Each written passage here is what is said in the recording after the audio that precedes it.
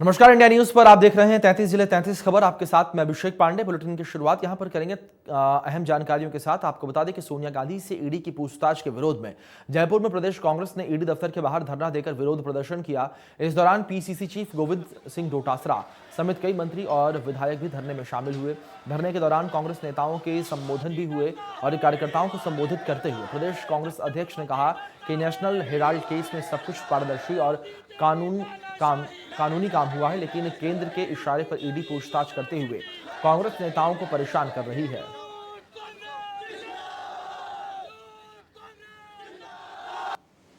परेशान करने लग गए, हैरान करने लग गए, धमकाने लग गए, डराने लग गए, जेलों की धमकी देने लग गए। ये सब तांडव नृत्य देश के प्रधानमंत्री नरेंद्र मोदी जी के नेतृत्व में चल रहा था, लेकिन अब की बार उनसे गलती हो गई और वो गलती भी इतनी बड़ी हो गई कि उसका खामियाजा उनको बहुत बड़ा होगा, जिसका अंदाजा उन्होंने कभी सपने में भी नहीं लगाया। उन्होंने ऐसे व्यक्तियों के ऊपर, उनकी गिरेबान के ऊपर कीचड़ उछालने का कुप्रयास कर रहे हैं, बदनाम करने की कुचेष्टा कर रहे हैं, साजिश रच रहे हैं, डराने और धमकाने के लिए संवैधानिक संस्थाओं का दुरुपयोग कर रहे हैं। अब जो पाप ईडी कर रही, तो ईडी, इनकम टैक्स और सीबीआई को अब लोगों ने सीरियस लेना ही छोड़ दिया। सब जानते हैं ये पॉलिटिकल संस्थाएं हैं और ये केंद्र सरकार के इशारे पर नेताओं को तंग करने के लिए बनाई गई है। इन्हीं के दम पर महाराष्ट्र में सरकार बदल दी, इन्हीं के दम पर एमपी में सरकार बदल दी, राजस्थान में भी कोशिश हुई लेकिन कामयाब नहीं हुई। अब ये तय बात है, पूरे देश के सामने संकट है, पूरा देश लड़ेगा तब बीजेपी को जवाब मिलेगा। क्यों? और सोनिया जी का तो ये कुछ बिगाड़ ही नहीं सकते।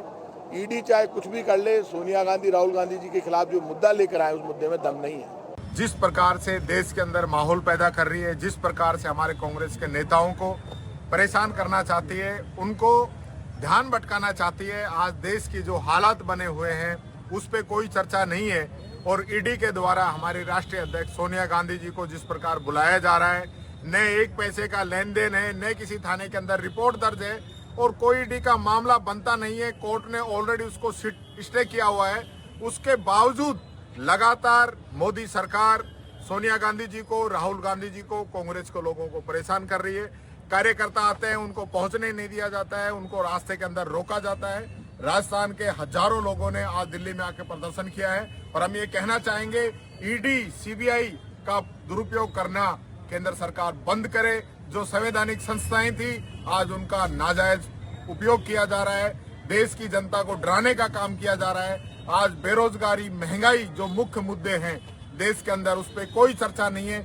जाति और धर्म के नाम पे हमें लड़ाया जा रहा है, बांटा जा रहा है। देश के अंदर जो अराजकता का माहौल केंद्र सरकार ने पैदा किया है, हम ये कहना चाहते हैं कि सोनिया गांधी जी और राहुल गांधी जी को अगर इसी प्रकार ये लोग तंग करेंगे तो हम सड़कों पर आ चुके हैं, संघर्ष करेंगे और जेलों के अंदर भी जाने के लिए।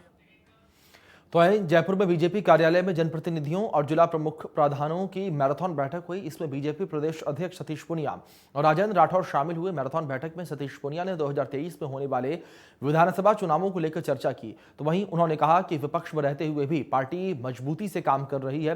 पूनिया ने कहा कि पंचायती राज के सशक्तिकरण के लिए क्या कदम उठाए जा सकते हैं, इस पर भी जनप्रतिनिधियों से विचार किया गया।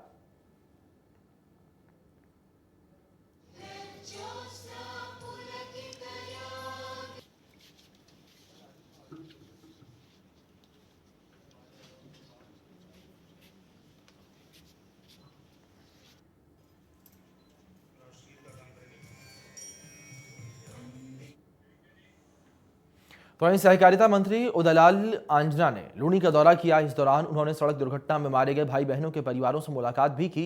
इस दौरान मंत्री ने पुष्पांजलि अर्पित करके श्रद्धांजलि अर्पित की और परिजनों से मिलकर शोक संवेदना प्रकट कर उनका ढाढ़स बढ़ाया। इस मौके पर मंत्री उदयलाल आंजना ने पीड़ित परिवार को हर संभव मदद का आश्वासन भी दिया।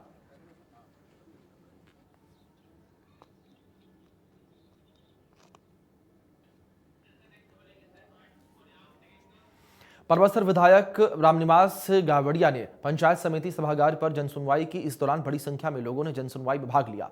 जनसुनवाई में बिजली, पानी, सड़क, ट्रांसफर समेत कई समस्या लेकर ग्रामीण पहुंचे थे। साथ ही ग्राम सेवकों ने अपने ग्रेड पे बढ़ाने और सरपंचों ने नरेगा में पक्के काम की नवीन स्वीकृतियां निकलवाने के लिए विधायक रामनिवास गावड़िया को ज्ञापन दिया। इस दौरान विधायक रामनिवास गावड़िया ने संबंधित अधिकारियों को समस्याओं के तुरंत समाधान के निर्देश दिए।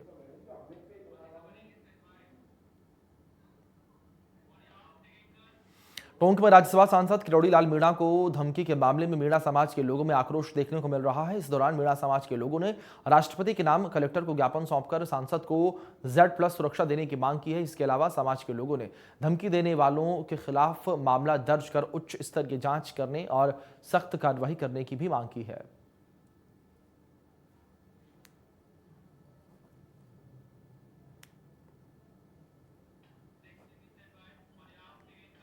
तो वहीं जयपुर में जेडीसी रवि जैन ने दौरा करके IPD tower, Jawahar circle, B2 bypass junction road और लक्ष्मी मंदिर तिराहा जंक्शन पर यातायात सुधारीकरण के लिए निर्माणाधीन प्रोजेक्ट का जायजा लिया।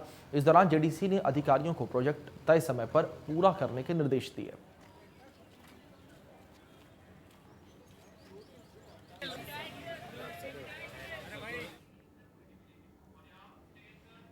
झालावाड़ में श्री वल्लभ पित्ती ग्रुप के अपना छठा स्थापना दिवस मनाते हुए रक्तदान शिविर का आयोजन किया। इस दौरान धागा फैक्ट्री में 200 पौधे लगाकर वृक्षारोपण भी किया गया। धागा फैक्ट्री के वाइस प्रेसिडेंट राजपाल सिंह शेखावत ने बताया कि कार्यक्रम के मुख्य अतिथि पद्मश्री से सम्मानित हुकुमचंद्र पाटीदार ने फीता काटकर और दीप प्रज्वलित करके शुभारंभ किया। श्री वल्लभ पित्ती इंडस्ट्रीज लिमिटेड झालावाड़ आज हम अपना स्थापना दिवस हर वर्ष की भांति 21 जुलाई को मना रहे हैं। शिविर में वृक्षारोपण का आयोजन रखा गया, रक्तदान शिविर का आयोजन किया गया और आज के कार्यक्रम के मुख्य अतिथि पद्मश्री अवार्डी हुकुमचंद पाटीदार और झालरापाटन विकास अधिकारी मोहम्मद सिंह इंदार रहे। रक्तदान शिविर में हमने हर वर्ष की भांति लगाया है, जो डॉक्टर लक्ष्मण सिंह जी की टीम के नेतृत्व में आए हुए हैं और हम रक्तदान के लिए हर कर्मचारी और अधिकारी उत्साहित है। हर्षोल्लास उल्लास के साथ हम लोग ये कार्यक्रम आयोजित कर रहे हैं। हर वर्ष की भांति सबके लिए भोजन की व्यवस्था भी, प्रसाद की व्यवस्था भी की गई है और बहुत ही खुशी का माहौल। और हम चाहते हैं भाई ईश्वर से प्रार्थना करिए कि बहुत अच्छा मानसून रहे, अच्छी बरसात रहे और सबके घरों में खुशहाली रहे। कोरोना काल में भी कभी भी फैक्ट्री बंद नहीं करी, लोगों को रोजगार पहले से ज़्यादा संख्या में दिया और बहुत अच्छे से दिया। किसी की पगार के बारे में कोई कटौती नहीं की गई और हमने जितना भरसक प्रयास हो सके उसी सामाजिक स्तर पर भी किया। लोगों को दवाइयाँ बांटना, लोगों को मास्क देना, लोगों के लिए ब्लड डोनेशन कैंप हमने उस वक्त भी लगाया जिसमें 135 यूनिट हमने एकत्रित करके दी जब ब्लड बैंक में रक्त की बहुत कमी थी। और हमारी हमेशा कोशिश रही कि हम हमेशा सामाजिक कार्यों में पित्ती ग्रुप हमेशा आगे रहे, सरोकार। तो वहीं जालौर में कलेक्टर निशांत जैन की अनोखी जनसुनवाई देखने को मिली है। कलेक्टर ने जनसुनवाई में पास की कुर्सी पर बैठाकर आम जनता से संवाद किया और जनता के मुद्दे को गंभीरता से सुना। इसके बाद कलेक्टर निशांत जैन ने मौके पर मौजूद संबंधित अधिकारियों को समस्याओं को जल्द हल करने के निर्देश दिए और आम लोग भी कलेक्टर की जनसुनवाई की जमकर तारीफ करते हुए नजर आए।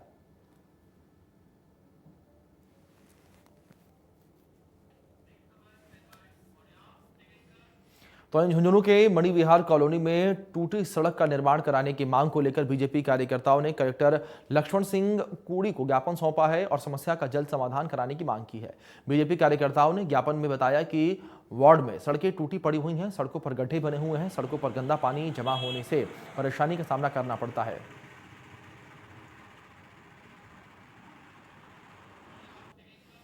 श्रीगंगानगर के सूरतगढ़ को राजस्थान का 34वां जिला बनाने की मांग को लेकर पूर्व विधायक गंगाजल मिल के नेतृत्व में जिला बनाओ समिति के प्रतिनिधिमंडल ने डीएम रुक्मणी रियार से मुलाकात की है और मुख्यमंत्री और हाई पावर कमेटी अध्यक्ष राम लुभाया के नाम पर ज्ञापन सौंपा है।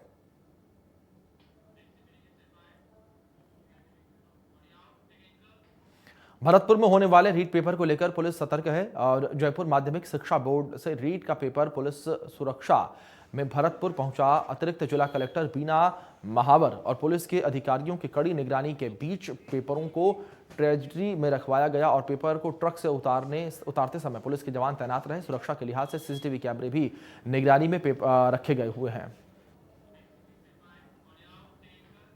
राजधानी जयपुर में भूमाफियाओं से परेशान होकर एक व्यक्ति ने इच्छा मृत्यु मांगी है। दरअसल कोटा के रहने वाले पीड़ित धनकिशोर व्यास ने जयपुर पहुंचकर राज्यपाल को राष्ट्रपति के नाम ज्ञापन देकर इच्छा मृत्यु की मांग की है।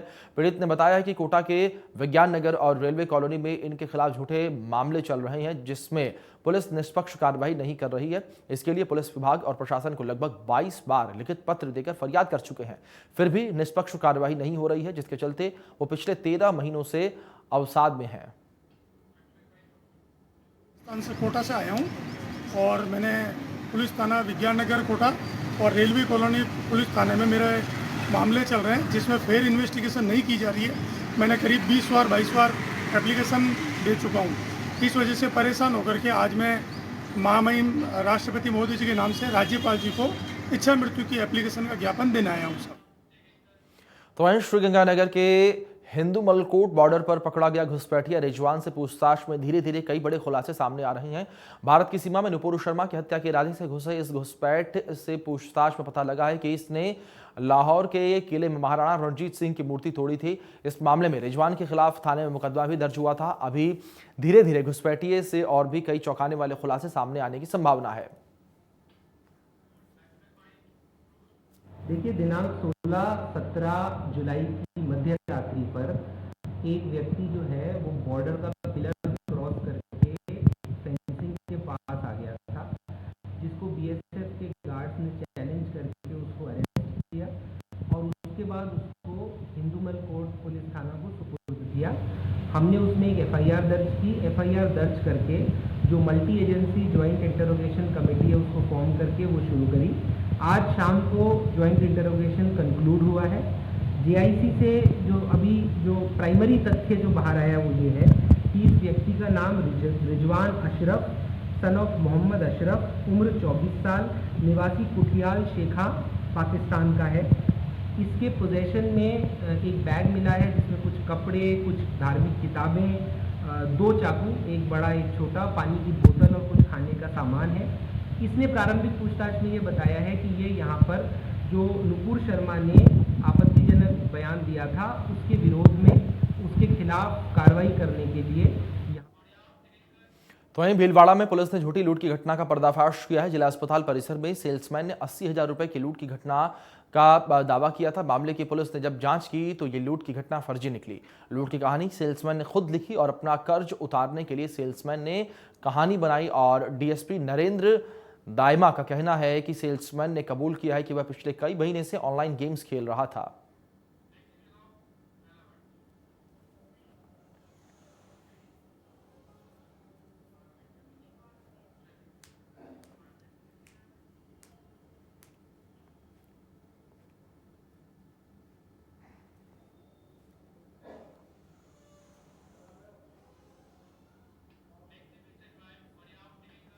तो वहीं बाड़मेर के पचपदरा में भूखंड को लेकर जमीन विवाद में 2 पक्षों में जमकर लाठी जो है वो चली है और मारपीट में 12 से ज्यादा लोग घायल हैं, जिसके बाद घायलों को अस्पताल में भर्ती करवाया गया। सूचना पाकर मौके पर पहुंची पुलिस ने मौका मुआयना किया और मामले की जांच पड़ताल में पुलिस जुट गई है।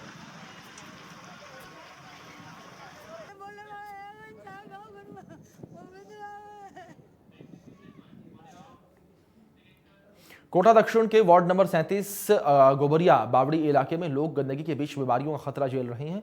गोबरिया बावड़ी सर्किल के पास कॉलोनी के बाहर से निकल रहा नाला खुला होने से डेंगू मलेरिया का खतरा बना हुआ है। गंदगी और बदबू से लोग दिन भर परेशान रहते हैं। बारिश होने से नाले का गंदा पानी कॉलोनियों और लोगों के घरों में पहुंच जाता है। स्थानीय पार्षद विनय कुमार ने बताया कि यहाँ विकास के नाम पर मकानों को तोड़ दिया गया, लेकिन स्थानीय लोगों को उसका मुआवजा नहीं दिया गया। पहले नाले को ढकवा दिया गया था, लेकिन मकानों को तोड़ने के बाद नाले को खुला छोड़ दिया गया। अब स्थिति वहां पर यह है कि पूरा नाला गंदगी से भटा पड़ा है। टोंक के उनारिया में लगातार हो रही बारिश से कहर बरपा रखा है। आपको बता दें कि हुक्मपुरा तालाब के पानी की निकासी नहीं होने से बारिश का पानी गांवों में घुस गया है। गांव में पानी घुसने से प्रशासन की व्यवस्था की पोल भी खुल गई है। ऐसे में लोगों को समस्या जो है वो उठानी पड़ रही है। गांव में पानी भरने से लोगों को घरों से बाहर निकलना भी मुश्किल हो गया है।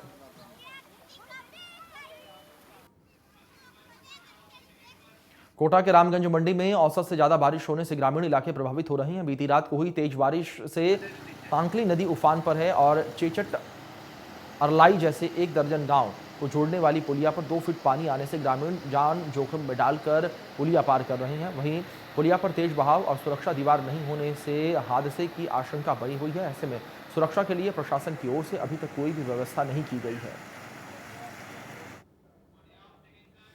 कोटा जिला कलेक्ट्रेट पर हुई जन सुनवाई एक बार फिर खानापूर्ति साबित हुई है।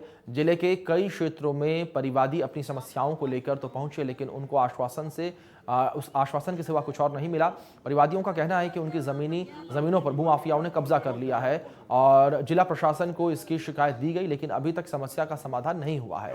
और आपको बता दें कि इलाके में जन सुनवाई में पहुंचे परिवादी ने बताया कि वो लगातार 5वीं बार जन सुनवाई में पहुंचे हैं, लेकिन उनकी समस्या आज भी वैसी की वैसी ही बनी हुई है। वहीं एक और परिवादी का कहना है कि यूडीएच मंत्री शांति धारीवाल की पहल पर रानपुर में आवासीय कॉलोनी विकसित करने की बात बोलकर यूआईटी के रुपए जमा करवा दिए गए, लेकिन आज तक न तो मकान मिला और न ही रुपए वापस मिले हैं। तो वहीं जनसुनवाई के दौरान अचानक यूडीएच विभाग के प्रिंसिपल सेक्रेटरी भी वीडियो कॉन्फ्रेंसिंग के जरिए जुड़े और अधिकारियों की लापरवाही पर नाराजगी जताई। इस दौरान प्रिंसिपल सेक्रेटरी ने खुद ही परिवादियों की समस्याओं को सुना और मौके पर अधिकारियों को समस्याओं के समाधान के निर्देश दिए हैं।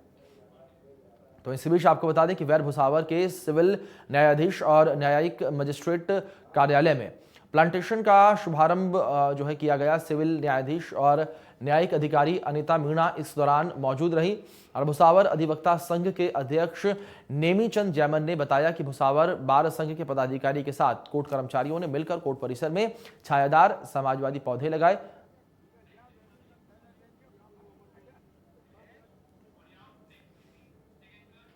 हनुमानगढ़ की रावतसर नगरपालिका की साधारण सभा की बैठक हंगामे की भेंट चढ़ गई। बैठक में विधायक धर्मेंद्र मोची, नेता प्रतिपक्ष गौतम बंसल समेत विपक्षी पार्षदों के पालिका अध्यक्ष श्याम सुंदर पर भ्रष्टाचार का आरोप लगा। बैठक में विधायक धर्मेंद्र मोची ने पट्टे बनाने के एवज में सरेआम रुपए लेने और नियमों के विपरीत टेंडर देने का आरोप लगाया। इस दौरान विधायक धर्मेंद्र ने जल्द ही इसके सबूत पेश करने की बात भी कही है। इसके अलावा विपक्षी पार्षदों ने बैठक में पानी निकासी न होने का मुद्दा उठाया। इस दौरान बैठक में पक्ष और विपक्ष के बीच जमकर कहासुनी हुई। झालावाड़ में पिड़ावा नगरपालिका के पार्षदों ने पालिका में बाबुओं और स्टाफ पर नियमों के खिलाफ काम करने और व्याप्त अनियमितताओं का आरोप लगाया। आरोपों को लेकर पार्षदों ने डीएम को ज्ञापन देकर दोषी कर्मचारियों की जांच कराकर कार्यवाही की मांग की। अलवर के राजगढ़ में कोठी नारायणपुर बाईपास पर 7 दिवसीय कांवड़ियों के शिविर का शुभारंभ हुआ। शिविर का शुभारंभ अवधूत आश्रम के महंत श्याम भारती और अमन भारती महाराज के विधिवत पूजा अर्चना पर हुआ और शिविर में आने वाले कांवड़ियों के लिए रहने खाने के साथ साथ दवाओं के भी पुख्ता प्रबंध किए गए हैं। कांवड़ियों की सुरक्षा और आने जाने में असुविधाओं को मद्देनजर रखते हुए रात में पुलिस की ओर से गश्त के प्रबंध भी किए गए हैं। श्री डूंगरगढ़ में सुड़सर गांव में राज्य सरकार ने नवसृजित उप तहसील कार्यालय का दर्जा दे दिया है और एमएलए गिरधारी लाल माहिया ने फीता काटकर उप तहसील कार्यालय का उद्घाटन किया। और इस दौरान विधायक गिरधारी लाल माहिया ने कहा कि इससे 35 गांवों के आमजन को राजस्व संबंधी कार्यों की सुविधा मिलेगी और श्री डूंगरगढ़ तहसील कार्यालय का कार्यभार भी हल्का होगा।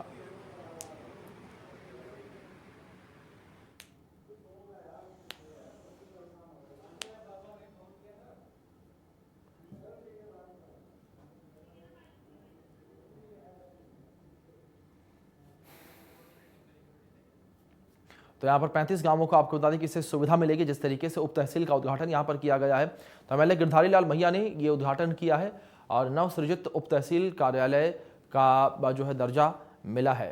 तो 35 गांवों को सीधे तौर पर इससे लाभ मिलेगा। राजस्व संबंधी कार्यों में सुविधा 35 गांवों के लोगों को मिलेगी और आसानी सरलता वो कार्य में होगी।